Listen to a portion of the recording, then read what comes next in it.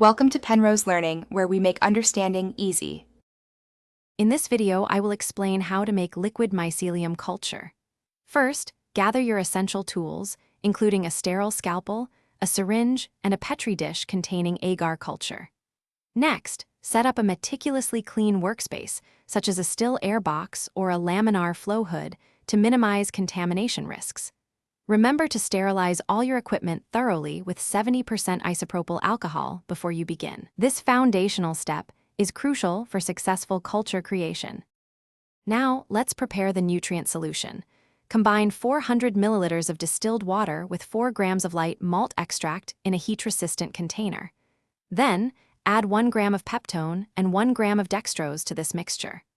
Stir everything thoroughly until all the ingredients are completely dissolved, creating a uniform solution. Finally, carefully pour this prepared solution into a heat-resistant jar, ensuring it has a self-healing injection port for later use. This nutrient-rich base is vital for mycelial growth.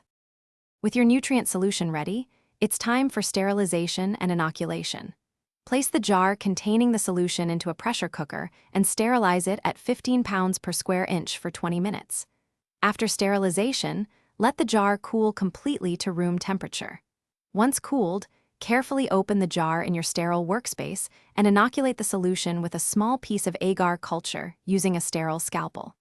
Alternatively, you can inject about 1 milliliter of a spore or liquid culture syringe through the self-healing port.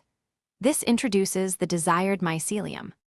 Finally, let's discuss incubation and storage. Place your inoculated jar in a dark area with a consistent temperature between 70 and 75 degrees Fahrenheit. Gently swirl the jar once a day to ensure even nutrient distribution and encourage robust mycelial growth.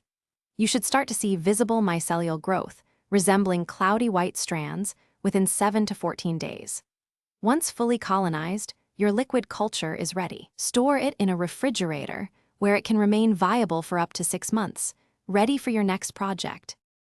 Thanks for watching. If this was helpful, leave a like and consider subscribing. See you next time.